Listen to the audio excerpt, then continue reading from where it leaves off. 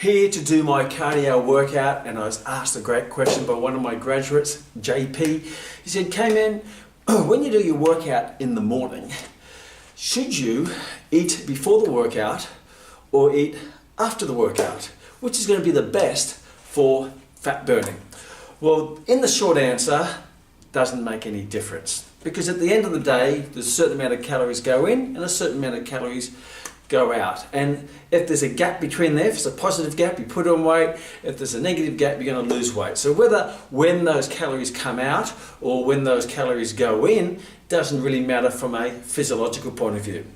What's important is that you eat for performance. So if you find when you wake up in the morning and you feel like you need a bit of a feed because you didn't eat much maybe the night before, just to give you a bit of a top up and a kick up, then yeah, have a small meal and exercise. Because if you feel that if you exercise without having a small snack and you feel faint or weak, then have a snack, because that's going to make you exercise better. Because the most important thing is the performance of your workout, because it's that exercise session that will actually change your physiology. So if you go in on maybe an empty stomach and you don't perform very well, yes, you may burn maybe a little bit more fat because you're going on an empty stomach, but your performance has come down. It means you probably burn off less calories because you haven't gone as fast or worked as hard as you possibly could.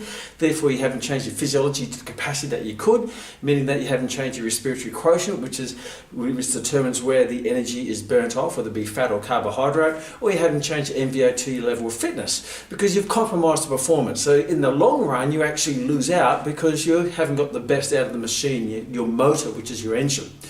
If on the other hand, if you feel that if you eat first and you exercise and you feel sick or nauseous because you've eaten something, then don't eat, exercise on an empty stomach. If you find out if you don't eat and you feel faint because you need to feed, then eat. So whatever it is, do what's going to be best for your overall performance. Because if you don't eat beforehand, yes, you may burn a little bit more fat, but after you're going to have a meal anyway, that tops those fat stores up. On the other hand, if you have a meal, means your fat stores are a little bit up in your blood, then you exercise and it comes back down and you're probably not going to eat after because you've already had a meal. So either way, it all balances itself out. What's important is that you eat and exercise performance, so you put your food and your exercise sessions in the right proportions, in the right timing, the right schedule to get the best out of your body in an exercise session and throughout the entire day.